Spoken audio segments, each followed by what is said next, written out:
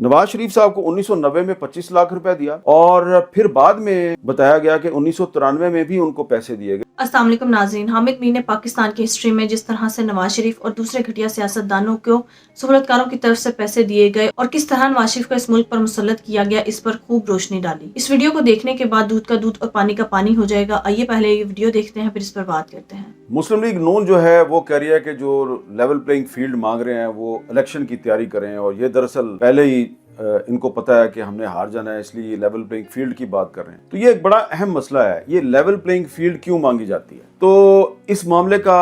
ताल्लुक दरअसल हमारे इलेक्शन के सिस्टम के साथ है, इलेक्शन कमीशन ऑफ पाकिस्तान के साथ है। पाकिस्तान में तकरीबन हर इलेक्शन जो है वो रिग होता है, उसमें धांधली होती है। वो क्यों होती है कि पाकिस्तान में कानून की और आइन की बालादस्ती नहीं है। तो इसको कैसे रोका जा सकता है, ये लेवल प्लेइंग फील्ड जो है ये सबको कैसे मिल सकती है, ये एक बड़ा अहम सवाल है। तो इसका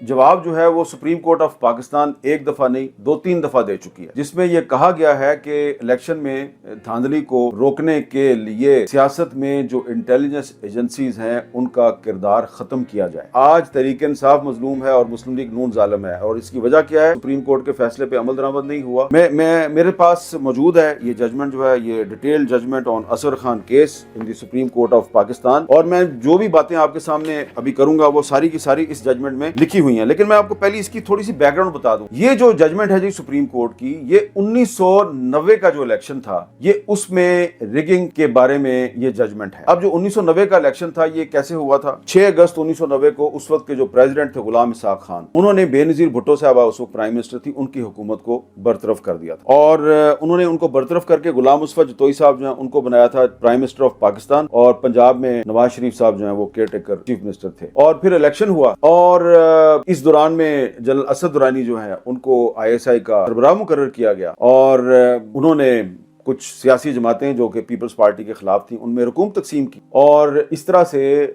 जो नवाज शरीफ है उनको अक्सरियत दिलवाई गई, वो प्राइम मिनिस्टर बन गए। लेकिन फिर बाद में हालात ऐसे पैदा हुए कि नवाज शरीफ साहब ने असेंबली जो है उसको डिसॉल्व करने का फैसला कर लिया, और फिर 1993 में इलेक्शन हुआ, तो उस इलेक्शन में बेनजीर भुट्टो साहबा को अक्सरियत मिल गई, वो फिर प्राइम मिनिस्टर बन गई। अब जब बेनजीर भुट्टो साहबा प्राइम मिनिस्टर बन गई, उनको ये पता चल चुका था कि मेरे साथ 1990 में क्या हुआ है। उनके वजीर दाखिला थे major general retired Nasirullah Khan Babar Sahab. तो नसीरुल्लाह बाबर साहब जो हैं वो उस वक्त के जो आर्मी चीफ थे जनरल वहीद काकड़ साहब, वो उनके पास गए और उनको बताया जी कि हमारे इल्म में ये बात आई है कि कुछ फौजी अफसरान जो हैं 1990 में उन्होंने धांधली की थी, और हम उसकी इंक्वायरी करना चाह रहे हैं, तो आप उनके खिलाफ कार्रवाई करें। उन्होंने कहा हम कार्रवाई नहीं करेंगे, आप इस पे पहले अपनी इन्वेस्टिगेशन कर लें। तो एक इन्वेस्टिगेशन शुरू की FIA, फेडरल इन्वेस्टिगेशन एजेंसी ने एक इन्वेस्टिगेशन शुरू की। अब वो जो असद दुरानी साहब थे जिन्होंने 1990 में बतौर DG ISI बेनजीर भुट्टो की जो पार्टी है उसको आइसोलेट करने के लिए, उसको हराने के लिए सियासतदानों में पैसे बांटे थे, धांधली कराई थी, तो वो रिटायर हो चुके। पीपल्स पार्टी ने क्या किया कि पीपल्स पार्टी ने उनको जर्मनी में एम्बेसडर लगा दिया, और उसके बाद जो FIA है उसने असद दुरानी साहब से कहा कि जनाब ये आपने तो 1990 में धांधली की थी, हम इसकी इंक्वायरी कर रहे हैं, और हमने आर्मी चीफ जनरल वहीद काकड़ से भी पूछ लिया, तो जरा अपना एक स्टेटमेंट दें। अब क्योंकि वो एम्बेसडर बने हुए थे जर्मनी में, उन्होंने नौकरी बचानी थी, तो उन्होंने जनाब एक हल्फिया बयान लिख के दे दिया जनरल नसीरुल्लाह बाबर को, और उसमें उन्होंने लिख दिया कि बतौर DG ISI मैंने 1990 के इलेक्शन में किन किन सियासतदानों को डोनेशन दी, यानी कि जो रकम दी गई वो डोनेशन के नाम पे थी। और उसके बाद जो नसीरुल्लाह बाबर साहब हैं उन्होंने फ्लोर ऑफ द हाउस पे, कौमी असेंबली के जो फ्लोर ऑफ द हाउस पे उन्होंने एक तकरीर कर दी और कहा जी ये देखें मेरे पास एफिडेविट है असद दुरानी का, और उसने बताया है कि जी 1990 के इलेक्शन में धांधली हुई थी। अब ये जो तकरीर थी कौमी असेंबली में, ये नसीरुल्लाह बाबर साहब ने की 1996 में, जब उनको पता चला कि अब दोबारा हमारी हुकूमत जो है उसके खिलाफ कॉन्स्पिरेसी शुरू हो चुकी है और हमें निकाला जाएगा, तो उन्होंने प्रिएम्प्टिव मेजर के तौर पे एक काउंटर एक्शन किया और तकरीर की और कहा जी कि हमारे खिलाफ ISI ने 1990 में हमारे खिलाफ कॉन्स्पिरेसी की थी। तो जब उन्होंने वो तकरीर की तो जो एयर मार्शल असगर खान है जो कि तहरीक इस्तकलाल के सरबराह थे, उन्होंने सुप्रीम कोर्ट में एक पिटीशन दायर कर दी, और उस पिटीशन में उन्होंने कहा जी कि ये नसीरुल्लाह बाबर साहब ने जो तकरीर की है इसकी रोशनी में जनरल असलम बेग और असद दुरानी के खिलाफ कार्रवाई की जाए। तो इस तरह जो उस वक्त के चीफ जस्टिस थे सजाद अली शाह साहब, उन्होंने एक प्रोसीडिंग शुरू की, फिर वो ریٹائر ہو گئے یا ان کو استعفیٰ دینے پہ مجبور کر دیا گیا، اور پھر سعید عظمیٰ صدیقی صاحب آئے، پھر یہ معاملہ جو ہے یہ کئی سال تک اسی طرح چلتا رہا، اور فائنلی 2012 میں جو اس وقت کے چیف جسٹس تھے افتخار محمد چودھری صاحب نے پھر اصغر خان کیس میں فیصلہ لکھا۔ یہ بڑا اہم فیصلہ ہے، اور میں اس کے بارے میں اتنی ڈیٹیل آپ کو کیوں بتا رہا ہوں کہ اس کیس کے دوران سپریم کورٹ نے مجھے بھی بلایا۔ اب میں آپ کو یہ بتانا چاہتا ہوں کہ یہ جو ججمنٹ ہے اصغر خان کیس میں، جو سپریم کورٹ کی ججمنٹ ہے، اس میں ایک تو یہ بتایا گیا ہے کہ یہ جو ہماری جو پاکستان کی سیاست میں جو انٹیلیجنس ایجنسیوں کا کردار ہے یہ شروع کیسے ہوا ہے۔ تو اس میں انہوں نے بتایا کہ جی 1975 میں جب ذوالفقار علی بھٹو وزیر اعظم تھے تو انہوں نے آئی ایس آئی کے اندر ایک پولیٹیکل سیل قائم کیا اور آئی ایس آئی کو چیف ایگزیکٹو یعنی کہ پرائم منسٹر کے متحد کر دیا۔ تو اس طرح پھر آئی ایس آئی کا سیاسی استعمال شروع ہوا کیونکہ وہ پرائم منسٹر کو جواب دہ تھا، لیکن بعد میں صاف نظر آتا ہے کہ یہ جو آئی ایس آئی ہے یہ سم ٹائمز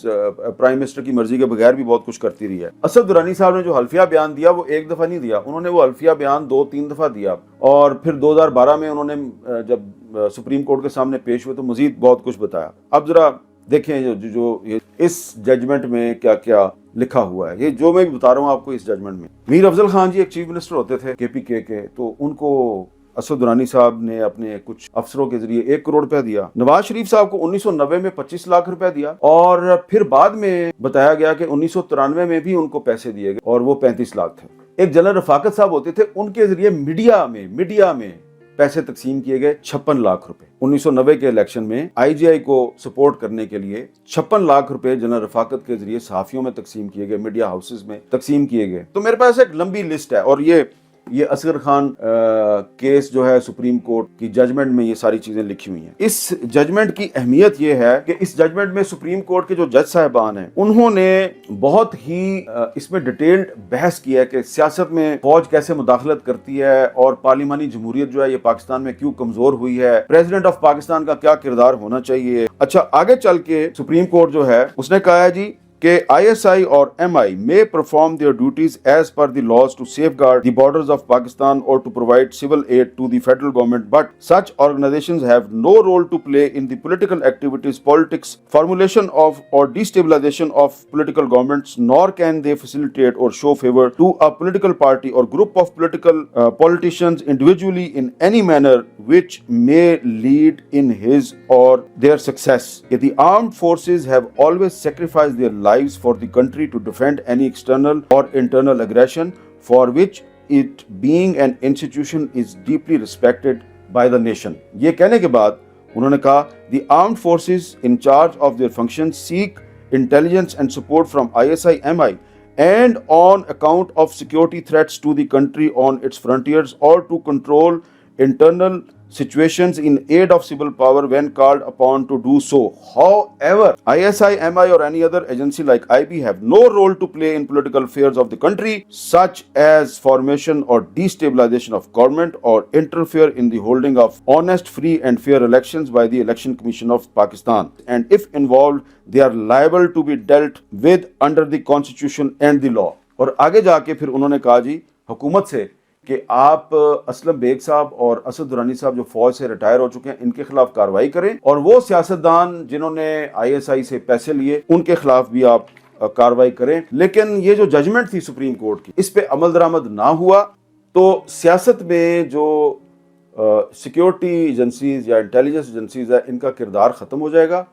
اور پھر کسی الیکشن سے پہلے کوئی پولیٹیکل پارٹی جو ہے وہ لیول پلینگ فیلڈ نہیں مانگے گی، اور پھر اگر کوئی جج جو ہے وہ اس طرح کی کوئی ججمنٹ لکھے گا تو اس کے خلاف کوئی ریفرنس بھی فائل نہیں ہوگا، اور اس کو ذلیل و رسوا کرنے کی کوشش بھی نہیں کی جائے گی۔ تو یہ ایک بہت بڑا چیلنج ہے موجودہ چیف جسٹس قاضی فائزہ صاحب کے لیے کہ فیض آباد دھرنا کیس کی ججمنٹ جو انہوں نے خود لکھی تھی 2019 میں، اس پہ عمل درآمد نہیں ہوا، تو اس پہ اگر وہ عمل درآمد کروا دیں تو جو اگلا الیکشن ہے جو الیکشن کمیشن آف پاکستان کہتا ہے کہ 8 فروری 2024 کو ہوگا،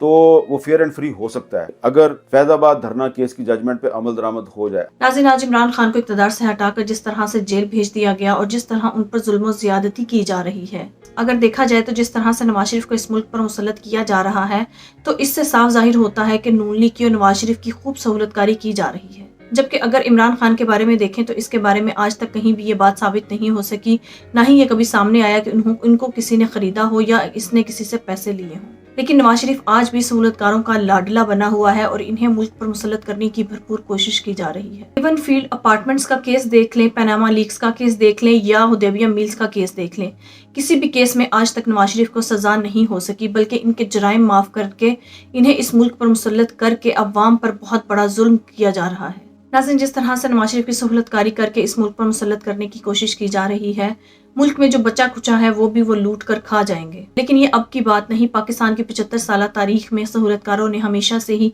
लाडलेपन का तासुर रखा है। कभी कोई सियासतदान इनका लाडला होता है तो कभी कोई और होता है। नाज़रीन, पाकिस्तानी अवाम की सिर्फ इतनी ही ख्वाहिश है किसी न किसी तरह से ये सहूलतकारी खत्म हो और फ्री एंड फेयर इलेक्शंस करवाए जाएं, ताकि अवाम के मुंतखब करदा नुमाइंदों को हुकूमत में आने का मौका मिले और फिर मुंतखब करदा नुमाइंदे बगैर किसी प्रेशर और दबाव के अवाम के हक में फैसला करें। लेकिन पाकिस्तान की शुरू से ही बदकिस्मती रही है कि ये सहूलतकारी की वजह से अपने लाडले लोगों को इस मुल्क पर मुसल्लत करते रहे हैं। लेकिन नाज़रीन, हामिद मीर के मुताबिक अगर जस्टिस काजी फाइज ईसा अपने फैसले पर अमल दरामद करवा लें तो फिर शायद लेवल प्लेइंग फील्ड की गुंजाइश बन जाए। अगर लेवल प्लेइंग फील्ड की गुंजाइश बन गई तो नून लीग, पीपल्स पार्टी, JUI जितनी भी करप्ट जमातें हैं, इनका नामो निशान मिट जाएगा और आखिर में सिर्फ कप्तान की ही जीत होगी। नाज़रीन, आपकी इस बारे में क्या राय है? कमेंट में जरूर बताइएगा। अगली वीडियो में मिलते हैं, तब तक के लिए अल्लाह हाफिज़।